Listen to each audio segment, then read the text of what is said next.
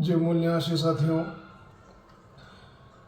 भीमा कोरेगाव युद्धाच्या 208वा विजय दिन हा यांच्या इतिहासाची ओळख आपण आजच्या या व्हिडिओमध्ये करून घेणार आहोत. आपल्या महाराष्ट्र राज्यातील 500 मूळ निवासी बहुजन समाजातील योद्ध्यांनी युरेशियन पेशव्यांचा पराभव 28,000 पेशव्यांचा पराभूत केले. कारण ही लढाई अन्याय अत्याचाराच्या विरोधात न्याय समानता बंधुत्व आणि स्वाभिमानासाठी लढाई झालेली आहे. आणि युरेशियन ब्राह्मणाने हारले आणि छत्रपती संभाजी महाराजांचा हत्याचा बदला आपल्या 500 मूलनिवासींनी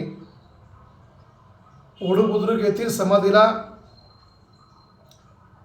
अभिवादन केलं आणि त्यांच्या हत्येचा बदला घेण्यासाठी 1 जानेवारी 1818 जी लढाई झाली आणि त्या युद्धामध्ये तो संघर्ष, तो हा इतिहास आहे. पण 200 वर्षापासून या युरेशियन ब्राह्मणांनी आपला हा इतिहास लपवून ठेवला होता. आणि आपल्याला सांगण्यास मला स्वाभिमानाने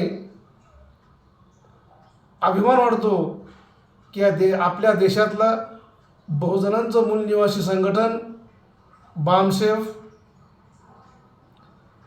बहुजन क्रांती मोर्चा, भारत मुक्ती मोर्चाच्या माध्यमातून मान्यवर वामनजी मेश्राम साहेब आज देशभर भीमा कोरेगावचा इतिहास त्यांनी बहुजन समाजाला सांगून 50,000 कार्यक्रम करून बहुजन समाजात ही जागृती केली. आणि आज आपल्या शत्रूने, आपला शत्रू जागृत आहे, पण आपला बहुजन समाज साधा बोळा या युरेशियन ब्राह्मणांनी बघा आपल्या ह्या शत्रूचा, आपल्या देशातील सर्व मानवाचा शत्रू एकच आहे. पण आपल्या बहुजन समाजाला हे आजही त्याच्या लक्षात येत नाही. कारण का आपला शत्रू रात्रंदिवस 24 तास त्यांची अशी टीम काम करत आहे त्यांच्या संरक्षणासाठी. कारण त्यांना माहिती आहे की आपण या देशाचे रहिवासी नाहीत.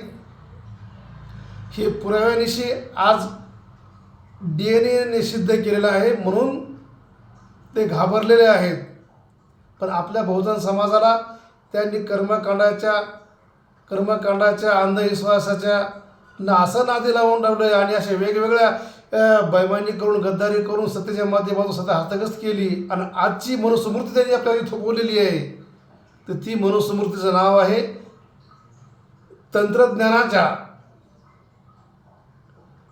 विज्ञान युगात, ज्याला इंग्रजीमध्ये EVM म्हटलं जातं, इलेक्ट्रॉनिक वोटिंग मशीन.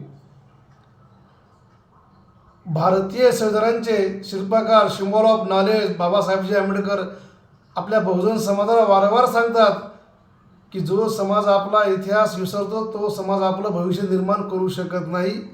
तर बांधवांनो, ही तुमची, माझी, आपल्या देशातील सर्वांची जबाबदारी आहे. म्हणून आपण कुठल्याही भूलथापाला बळी पडू नका. आपला स्वाभिमान गहाण ठेवू नका. जी लढाई आज 208 वर्षे झाले, आपणच दरवर्षी वेगवेगळ्या भागातून, वेगवेगळ्या राज्यातून जो जनसमुदाय त्या ठिकाणी येतो आणि संकल्प करतो, एक प्रेरणा, ऊर्जा घेऊन जातो. पण ही ऊर्जा ही फक्त एका दिवसापुरतीच ऊर्जा दिसते. वास्तवात ती ऊर्जा 365 दिवस आपल्या याच्यामध्ये ऊर्जा शक्ती असली पाहिजे आचरणामध्ये, कार्य करण्यामध्ये. कारण वास्तवात हे असं असताना आपल्याला दिसत नाही. म्हणून वेळ गमवू नका. वेळ कोणासाठीही थांबत नसतो. आणि आज आपल्या देशातील एकमेव संघटन मूलनिवासी बहुजन समाजाला SC ST OBC परिवर्तित मूलनिवासी बहुजनांना जागृत करण्याचं काम बामसेफ भारत मुक्ती मोर्चा, राष्ट्रीय पिछड़ा वर्ग आणि राष्ट्रीय परिवर्तन मोर्चाच्या माध्यमातून मान्यवर वामनजी मेश्राम साहेब हे करत आहेत.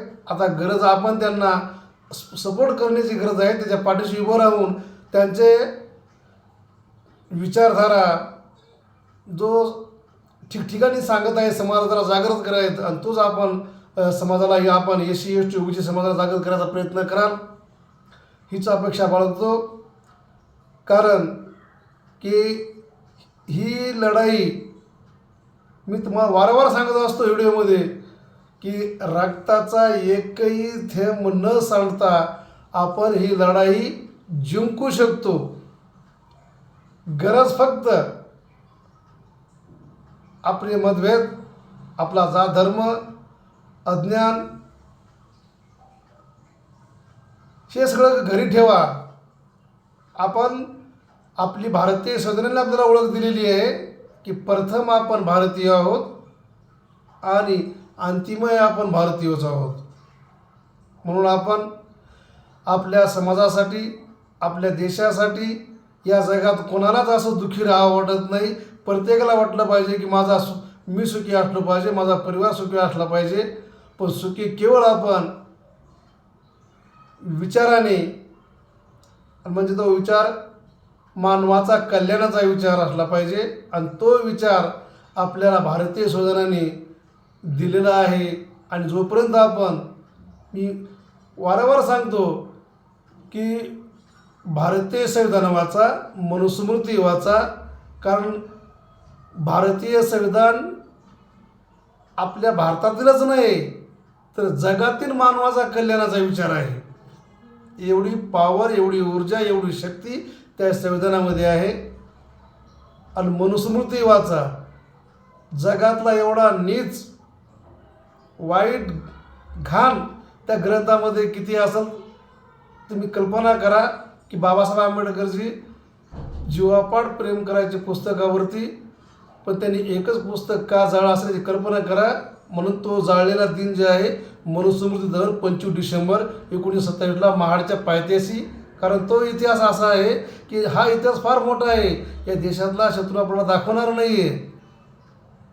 कारण तुम्हाला समजावं यासाठी मी तुम्हाला इतिहासाचं स्मरण आठवण करून देत आहे की छत्रपती शिवाजी महाराजांचा राज्याभिषेक याच मनुस्मृतीने नाकारला आणि मनुस्मृतीच्या आधारे छत्रपती संभाजीराजाची हत्या वडू जे भीमा नदीच्या किनारी गाव आहे त्या ठिकाणी त्यांची हत्या केली. आणि एवढीच नाही, ती ताकीद दिली की यांचे कोणीही अंतिम संस्कार केला तर त्यांचे पण हेच हाल केले जातील. म्हणून गोविंद गोपाळ गायकवाड या वीरांनी, आपल्या बहुजनातील मूलनिवासी वीरांनी जीवाची पर्वा न करता छत्रपती संभाजी महाराजांचे शरीराचे तुकडे एकत्र केले आणि त्यांच्या स्वतःच्या जागेमध्ये त्यांचा अंत्यविधी केला. हे आपल्या बहुजन समाजाला जे इतिहास समाजकार्य करतात त्यांना माहिती आहे.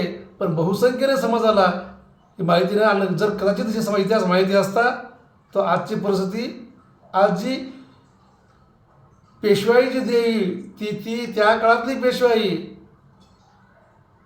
काही जिल्ह्यापुरती मर्यादित होती. पण आजची ही पेशवाई आहे इलेक्ट्रॉनिक वोटिंग मशीनच्या माध्यमातून आपला मताचा अधिकार नष्ट करून EVMमध्ये घोटाळा करून केला आणि संपूर्ण देशभर ही पेशवाईचे राज्य EVMच्या माध्यमातून येत आहे. आणि यांना तेव्हा वेळीच रोखायचं असेल तेव्हा आपले मतभेद सोडून जात धर्म घरामध्ये ठेवा. मी अगोदरच सांगितलं, परतही सांगतो की जात धर्म हे घरामध्ये ठेवा. आपला देश सुरक्षित ठेवायचा असेल, आपलं कुटुंब सुरक्षित ठेवायचं असेल, संविधान सुरक्षित तर आपला देश सुरक्षित. आणि मग आपण सगळं मानव समाज सुरक्षित. अन्यथा गुलामीची सुरुवात झालेली आहे. आज आम्हाला त्याचे चटके बसत नाहीत म्हणून त्याचं काही आम्हाला दुःख वाटत नाही. तुम्हाला इतिहासाचं स्मरण व्हावं म्हणून परत एकदा एक आठवण करून देतो की 6 डिसेंबर 1992-93 या कालावधीमध्येच जी बाबरी मस्जिद, त्या ठिकाणी कुणी नमाज पडत नव्हतं, ती मस्जिद पाडली आणि आपल्या मूलनिवासी बहुजनांचे असंख्य त्यामध्ये शहीद झाले, दंगल पेटली आणि यांचा पुरेपूर फायदा आपला समाज दोन्ही समाजामध्ये भांडणं लावून विदुषी ब्राह्मणांनी सत्ता काबीज केली. आणि म्हणून शत्रू आणि मित्र बघा की भीमा कोरेगावच्या लढाईमध्ये जे आपले 500 मूलनिवासी सैनिक, त्यांचा जाती भागात आपला शत्रू कधीही सन्मान करणार नाही. कारण की मी वारंवार सांगतो की जाती ह्या जनावरांमध्ये असतात, झाडांमध्ये असतात, मानवामध्ये फक्त लिंगभेद, स्त्रीलिंग, पुल्लिंग आणि जी नपुंसक लिंग असे मतभेद असू शकतात. म्हणून आपण आता तरी आपण भानावर या, जागे या आणि जास्त वेळ न घेता, कारण की आपल्या समाजाला जास्त ऐकण्याची सवय नाही आहे. नको ते भरपूर हा सोशल मीडिया आहे, याच्यामध्ये जे आम्हाला ज्ञान घ्यायचं, ज्यांनी आमचं भलं व्हायचं आहे सर्व मानवण्याचं, तो आम्ही विचार घेत नाहीत आणि नको ते आम्ही डोक्यामध्ये पाहण्यासाठी वेळ आहे. म्हणून जास्त वेळ न घेता मी या ठिकाणी थांबतो आणि जातं एका मराठी CSRच्या माध्यमातून आपणास अजून एक संदेश द्यायचा प्रयत्न करतो की शस्त्र बाजूला ठेवले म्हणून अन्याय करू नका,